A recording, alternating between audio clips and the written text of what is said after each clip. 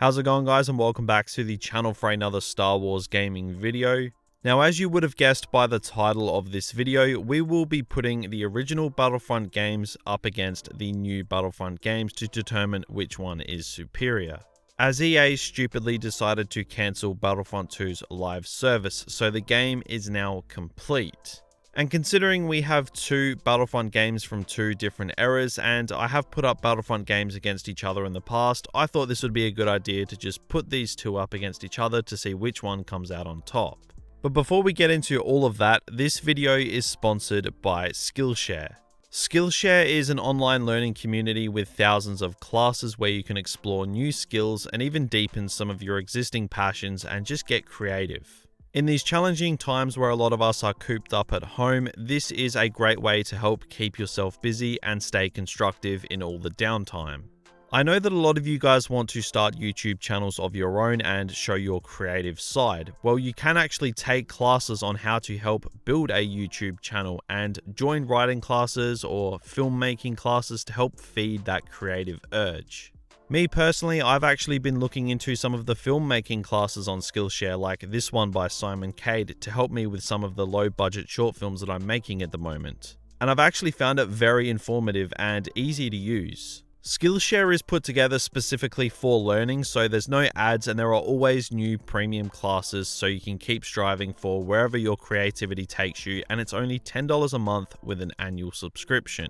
The first 1,000 of my subscribers to click the link in the description will get a 2-month free trial of a premium membership so you can explore your creativity further.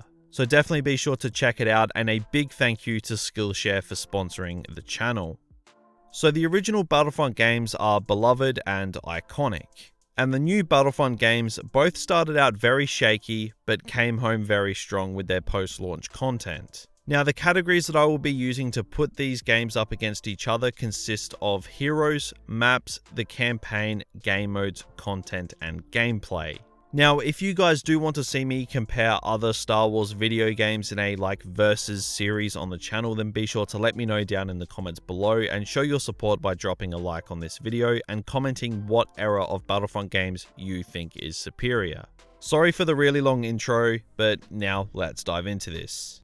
So kicking things off with the campaign. Now, the campaigns in the Battlefront games is a very interesting talking point because some of it is incredible and some of it is absolutely woeful. Now, when it comes to the new Battlefront games, the campaign has been a strong talking point. Battlefront 2015 launched pretty much without a campaign, just kind of a sad excuse for single player challenges. It was just not a campaign, not even close. And this obviously caused a massive amount of controversy amongst Battlefront players, as everyone wanted a campaign and the game was lacking in content at launch, and the campaign would have made up for most of it. So then Battlefront 2 stepped in and marketed its game almost entirely around its campaign. They really wanted you to know that the game had a campaign and that it was told through the perspective of the Empire and that it was canon. But then the game came out and problems happened. The storyline of the campaign was predictable and cliched, the gameplay was linear and repetitive, and it felt like it didn't offer as much as it could have.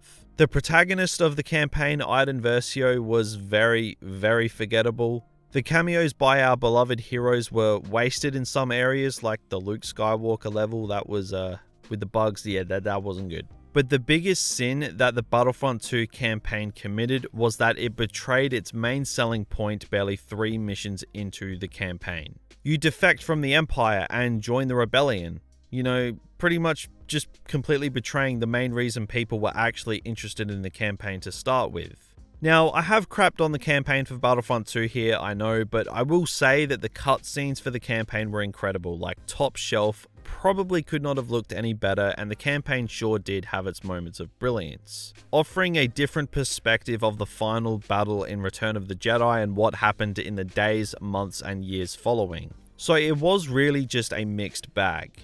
But where the campaigns excel with Battlefront games comes in 2005's Battlefront 2. You got to play as the 501st Legion through various battles and scenarios, and in between you had some amazing cutscenes with voiceovers by the clones, which added a ton of depth to the campaign. I really just can't go past the Battlefront 2 2005 campaign here. playing as the most famous Legion of Clones from their actual perspective and hearing their thoughts was incredible. So obviously the point here goes to the original Battlefront games.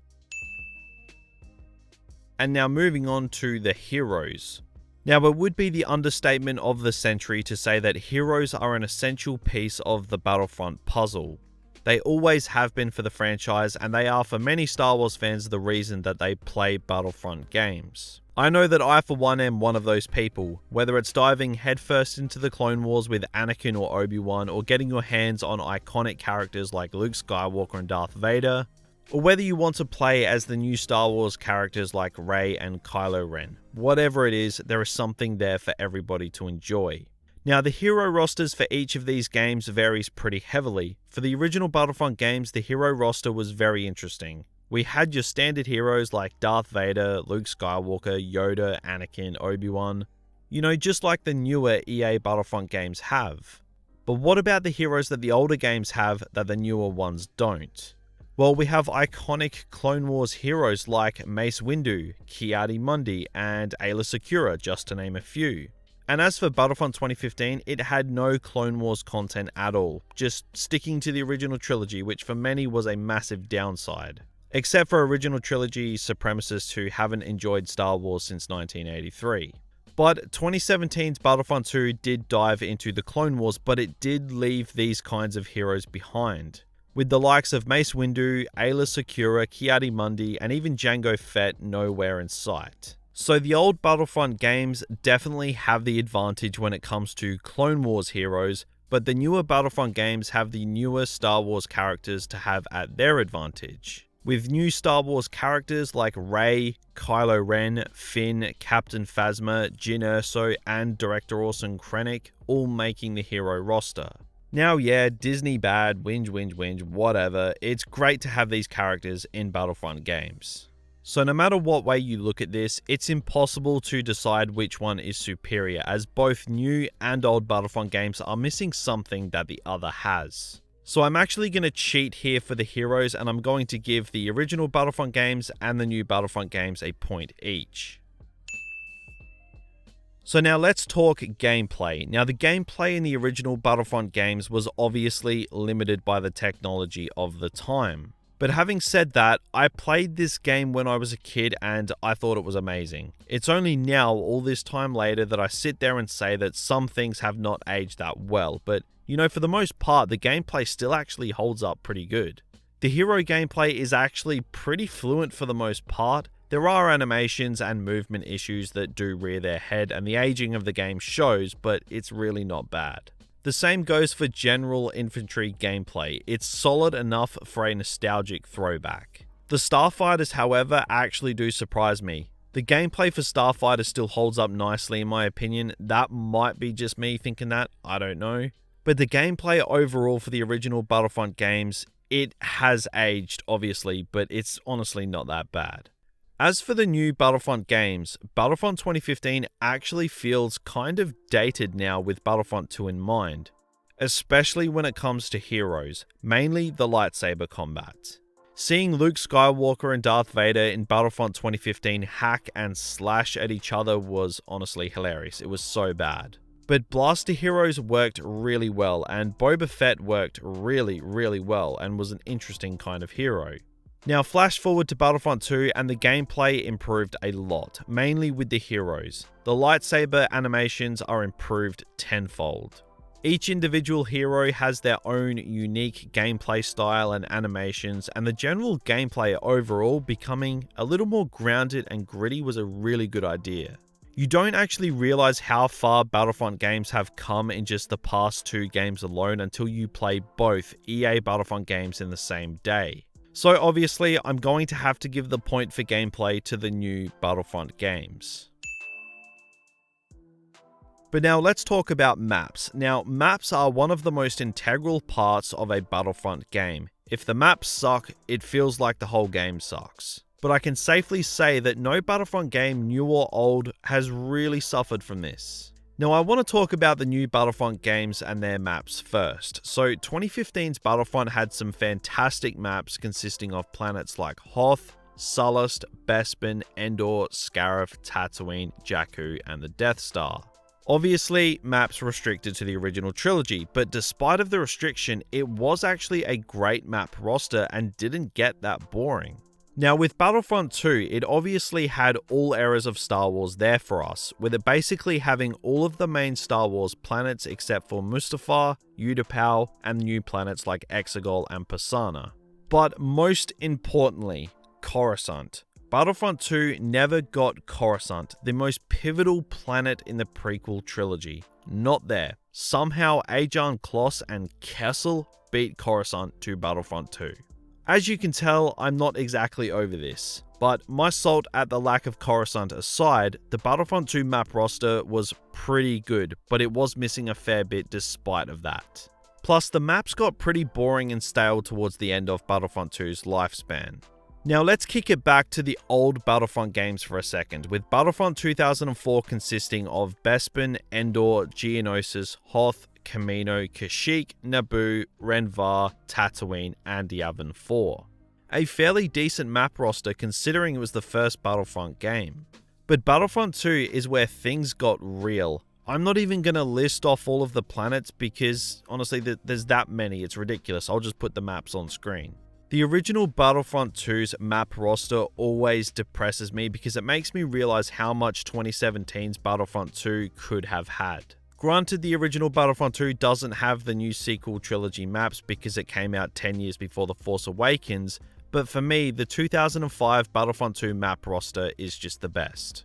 With EA's Battlefront 2 giving it a good run for its money, but missing too many iconic Clone Wars planets to really make it. So the point for maps goes to the original Battlefront games. Now the next category is content. Now this means how much the game actually has content wise, whether it's maps, heroes, game modes, skins, and the list goes on. Now the original Battlefront games obviously didn't have copious amounts of content because of the limitations of the time, mainly the first Battlefront. But Battlefront 2 2005 did actually have a very substantial amount of content, and it was good content too. It didn't feel like filler. There was a great map variety for the Star Wars planets on offer at the time, solid amounts of heroes, infantry, and vehicles, so it was genuinely pretty solid across the board, and taking mods into account, there is more content there for those who mod the game. And as for the new Battlefront games, Battlefront 2015 content-wise started off very, very badly at launch. But the Season Pass did add 4 separate DLCs including more maps on Sullust, and included the Death Star, Bespin, and Scarif, along with 8 new heroes. So by the time the game came to its end, content-wise, it was actually a really good game. Then enter Battlefront 2, a game that based its marketing in some areas on how it had 2 or 3 times the amount of content than its 2015 predecessor, including a campaign and all 3 eras of Star Wars, and content-wise at launch, Battlefront 2 was actually pretty good. But it just got better and better as the game progressed, with 22 heroes being in the game at its end. And on top of that, a huge variety of hero skins and reinforcements were added to the game over the past couple years, as well as even more game modes and more than a handful of maps on top of the pre-existing roster. Content-wise, 2017's Battlefront 2 comes out on top without question, so the point for content goes to the new Battlefront games.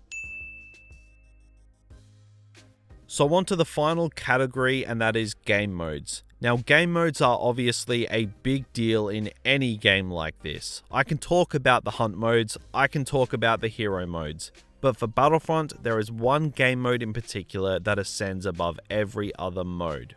That being Galactic Conquest. Now, Galactic Conquest is the game mode everybody wants to see in a Battlefront game. This big, epic, grand scale Star Wars battle filled with everything. Like, everything. Now, this was at its peak back in 2005's Battlefront 2, and we all know it and we all love it. And for those who don't know it, I'm calling bad parenting on that one. But all jokes aside, DICE did actually attempt to bring a Galactic Conquest style game mode to Battlefront 2 in 2019 with Capital Supremacy, which has since been renamed Supremacy. This was the attempt to emulate Galactic Conquest, and it was good, but it was just not the same. When the mode dropped, it was great taking part in this large-scale supremacy mode on Geonosis with vehicles everywhere, heroes everywhere, but it just wasn't the same. It felt like Galactic Conquest Light, and that's probably the best way to sum it up, really. There is a lot missing in Capital Supremacy compared to Conquest, whether it's various vehicles, units, Geonosians, how the game mode works in general, it's missing a lot. But it was still a really good attempt, so, DICE do deserve credit. Honestly, if 2017's Battlefront gave us a Conquest mode that surpassed or even matched its baby brother, then I would give the point to the new Battlefront games here.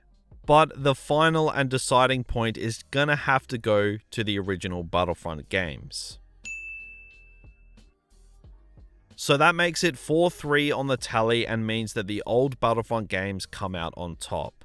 I have to say, these two generations of Battlefront games are very, very close. The DICE Battlefront games both turned themselves around into amazing Star Wars games, but they are missing some of the elements that just made the original Star Wars games so great and so popular. Now, I know people are going to comment on this video and say, oh, it's just rose-tinted glasses, it's just nostalgia talking.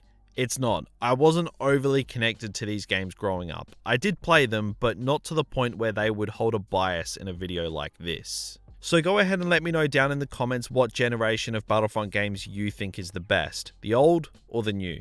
Let me know. And if you did enjoy this video, then be sure to drop a like and subscribe to the channel if you are new. And a final thank you to Skillshare for sponsoring this video. Be sure to head to the link below in the description and explore your creativity. But that is going to do it for me today, so thank you all for watching and have a good one.